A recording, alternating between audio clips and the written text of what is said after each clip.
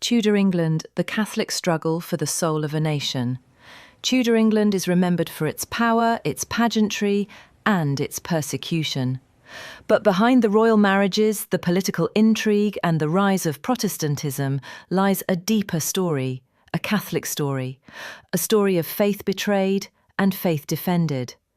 This is the Catholic struggle during the Tudor dynasty. In the early 1500s, England was a thoroughly Catholic nation. Mass was in Latin, the monasteries were centres of charity, learning and prayer.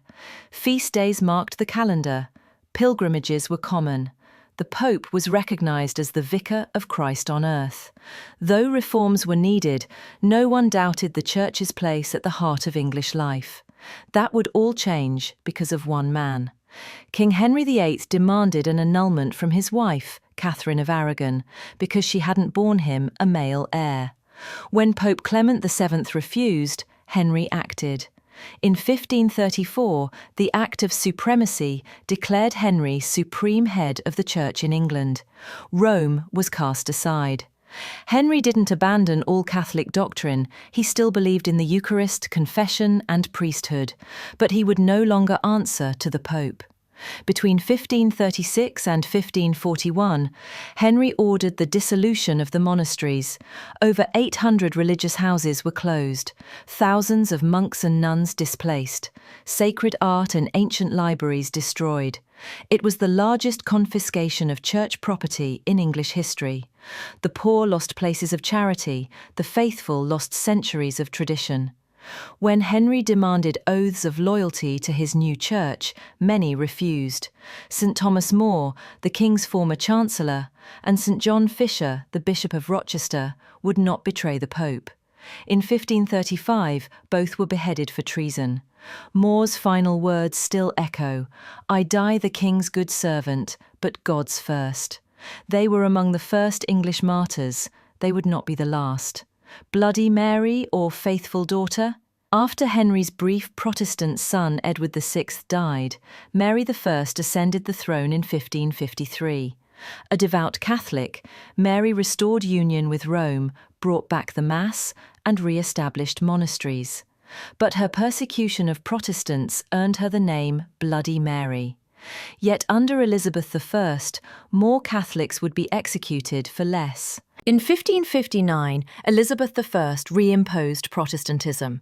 Catholic Mass was outlawed. Attending it, even in secret, was illegal. Harbouring a priest was considered treason. And yet, the faith endured. Jesuit priests crossed the Channel risking torture and death to bring the sacraments to England. Recusant families worshipped in hidden chapels and smuggled chalices, missals and vestments. The hidden saints. Among the martyrs were St. Edmund Campion, a Jesuit hunted across England, tortured in the Tower, executed in 1581. St. Margaret Clitheroe, a mother crushed to death for hiding priests beneath her home. St. Robert Southwell, a poet priest who wrote of God's mercy even while awaiting his own execution. They died not for rebellion but for fidelity, to Christ, to the Church, to the Mass. For over 150 years, English Catholics endured in the shadows.